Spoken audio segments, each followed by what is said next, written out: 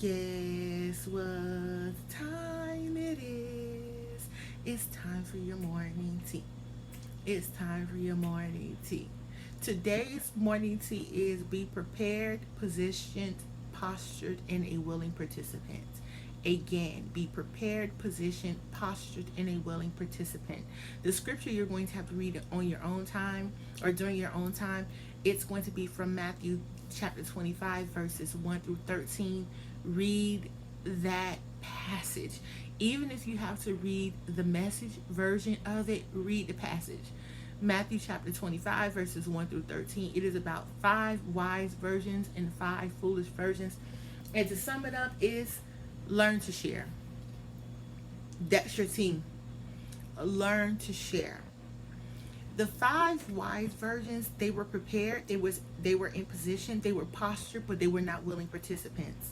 The five foolish virgins, they were in position, they were willing participants, but they were not prepared and they were not postured.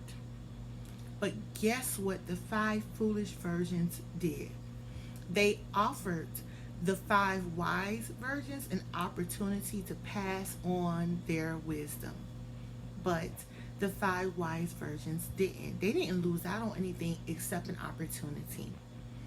Let me tell you, God will use the foolish things to confound the wise. Ayara bahaye.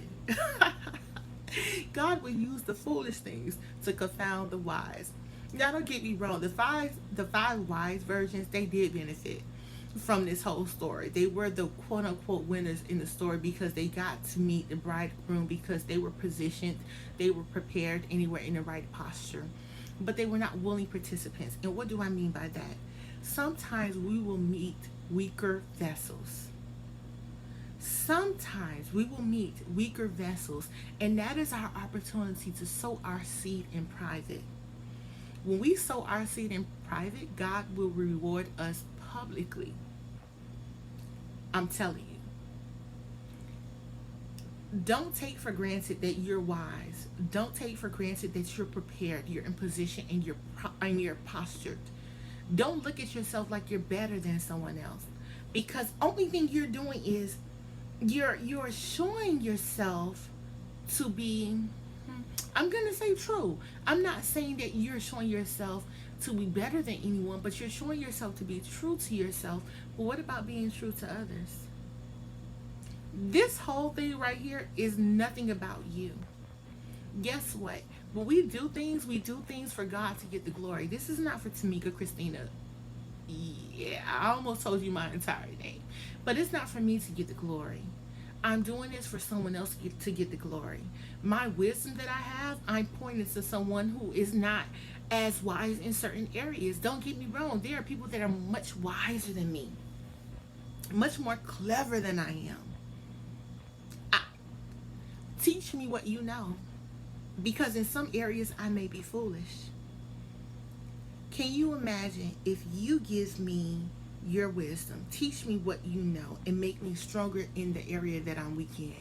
And then I teach you what I know and make you stronger in the area that you are weak in. Together, we are a power duo. I'm not even going to say couple. A power duo.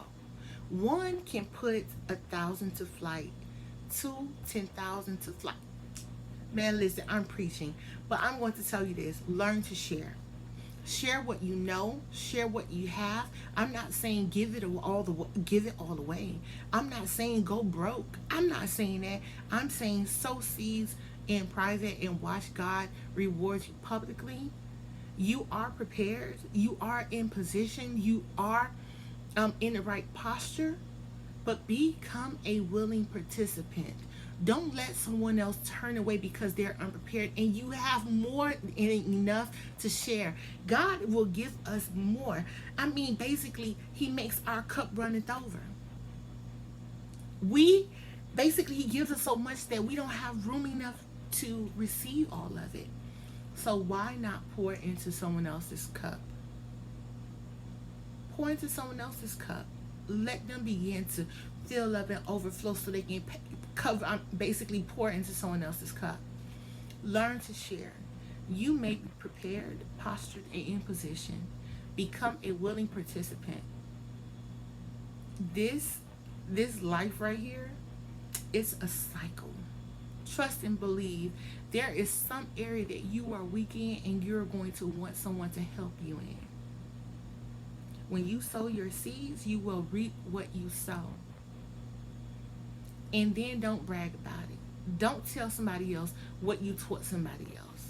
Let God reward you publicly. You never know what that person learns, they may monopolize on, and they come back and sow different seeds into you.